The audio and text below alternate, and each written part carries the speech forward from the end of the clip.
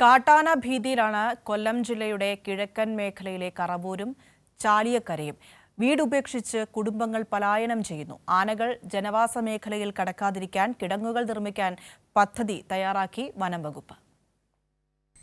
വന്യമൃഗശല്യത്താൽ പലായനം ചെയ്ത ഒരു കുടുംബത്തിൻ്റെ വീടാണ് എൻ്റെ പിന്നിൽ കാണുന്നത്. ഡ്രൈവറായ ബിനു, അദ്ദേഹം കുടുംബവുമായി മറ്റൊരു സ്ഥലത്തേക്ക് താമസം മാറി.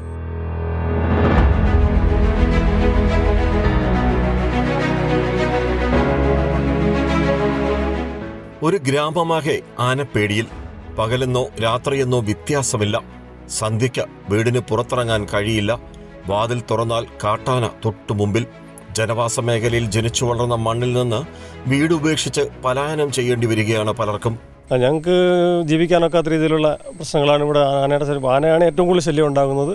കറവൂർ, കീഴയം, 16-ാം ബില്ലിംഗ് എന്നീ ഭാഗങ്ങളിൽ അതിരൂക്ഷമായ ശല്യമാണ്. 16-ാം ബില്ലിംഗ് കോളനിയാണ്, അവിടെ ഏറ്റവും കൂടുതൽ ശല്യം അവിടെയുണ്ട്. അതിനൊരു പരിഹാരം സർക്കാരിൻ്റെ ഭാഗത്തു നിന്നും ഫോറസ്റ്റിൻ്റെ ഭാഗത്തു നിന്നും ഉണ്ടാകണം. ഭീതിയിൽ കഴിയുന്ന കറവൂർ, ചാലിയക്കരയിലെയും പ്രദേശവാസികൾ വനം വകുപ്പിനെ വിളിക്കും. അവരെത്തി ആനകളെ തുരത്തും. ഇപ്പോൾ ഇത് പതിവായി. കൂലിപ്പണിയും കൃഷിയും ചെയ്ത് ജീവിക്കുന്ന മനുഷ്യരാണ് ഏറെയും. ആനയും പന്നിയും മലയണ്ണാനും വാനരന്മാരും ജനവാസ മേഖലയിൽ അശാന്തി പരത്തുന്നു. നമ്മുടെ ഈ കറൂർ പ്രദേശത്തെ ഈ 10 ഏക്കർ, ഈ 16-ാം ബില്ലിംഗ്, ഈ പ്രദേശത്തെല്ലാം ആനയുടെ ശല്യം. കഴിഞ്ഞ ഒരു ദിവസം രാത്രി നമ്മുടെ അയ്യത്ത് കയറി പ്ലാവിൻ്റെ പിടിച്ച് കുലുക്കി, വീടിൻ്റെ മൂലയ്ക്ക് വയ്ക്കുക, പ്ലാവ് പിടിച്ച് കുലുക്കി ചക്ക തള്ളിയിട്ട് എടുത്തുകൊണ്ട് പോയി. പിന്നെ ഇവിടെയുള്ള ആൾക്കാരെല്ലാം കൂടെ കൂടി ബഹളമൊക്കെ വെച്ച് പോയി. ഞങ്ങൾ മോളും ഫോറസ്റ്റുകാരെ വിളിച്ച് അവർ വന്നു. ഇപ്പം നിരന്തരം ആനശല്യമാണ്. രാത്രി എന്ന് പറഞ്ഞൊരു 6-7 മണി കഴിഞ്ഞ് പിള്ളേർക്ക് ആർക്കും അങ്ങോട്ടും ഇങ്ങോട്ടും ഇറങ്ങിപ്പോകാൻ വരത്തില്ല. നമ്മുടെ ഈ കോളനി എന്ന് പറഞ്ഞൊരു 100 കുടുംബക്കാരുണ്ട്. അടുപ്പിച്ചടുപ്പിച്ചുള്ള വീടുകളാണ്. അത് അപ്പുറത്തെ ആ വനത്തിൽ നിന്ന്, അതായത് മാമ്പഴത്തറ വനത്തിൽ നിന്നാണ് കയറി വരുന്നത്. ഇഞ്ചപ്പള്ളി, ചെറുകടവ് പ്രദേശങ്ങളിലൂടെ 16-ാം ഫില്ലിംഗ് 10 ഏക്കറിലേക്ക് ആനകൾ ഇറങ്ങുന്നു. ഇവിടെ സോളാർ ഫെൻസിംഗ് ഉണ്ടെങ്കിലും മഴക്കാലമായതോടെ ചാർജിംഗ് പൂർണ്ണതോതിൽ നടക്കാത്തതിനാൽ വൈദ്യുതവേലി പ്രവർത്തന സജ്ജമല്ല.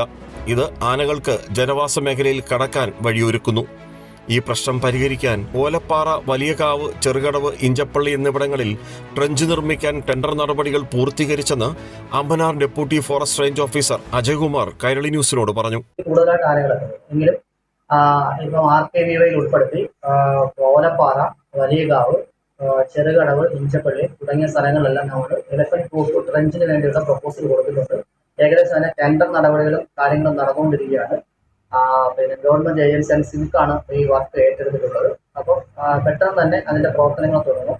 ഈ ട്രഞ്ച് പിന്നെ പ്രവർത്തനക്ഷമമാവുന്നതോടുകൂടി ചെറുകടവ്, മൈക്കാമൺ, 10 ഏക്കർ, 16-ാം ഫില്ലിംഗ് തുടങ്ങിയ ജനവാസ മേഖലകളിലെല്ലാം തന്നെ പിന്നെ കാട്ടാന ഉൾപ്പെടെയുള്ള ഒരു വന്യമൃഗങ്ങളും എത്താത്ത രീതിയിൽ നമുക്ക് അവരെ സംരക്ഷിക്കാൻ പറ്റും. മനുഷ്യമൃഗ സംഘർഷം കുറയ്ക്കുന്നതിന് വനം വകുപ്പ് പദ്ധതികൾ ധാരാളം നടപ്പിലാക്കുന്നുണ്ട്. സുരക്ഷ വർദ്ധിപ്പിക്കുന്നുണ്ട്, ട്രഞ്ചുകൾ ഒരുക്കുന്നുണ്ട്, ഒക്കെ ചെയ്യുന്നു. പക്ഷേ അതെല്ലാം മറികടന്നാണ് ഇപ്പോൾ കാട്ടാനകൾ ഉൾപ്പെടെ ഈ ജനവാസ കേന്ദ്രങ്ങളിലേക്ക് ഇറങ്ങുന്നത്. അതിൻ്റെ ഭാഗമായി ഒരു കുടുംബം ഇവിടുന്ന് അവർക്ക് ഈ വീട് ഉപേക്ഷിച്ച് പലായനം ചെയ്യേണ്ടി വന്നു. ക്യാമറമാൻ അയ്യപ്പദേവിനൊപ്പം രാജ്കുമാർ.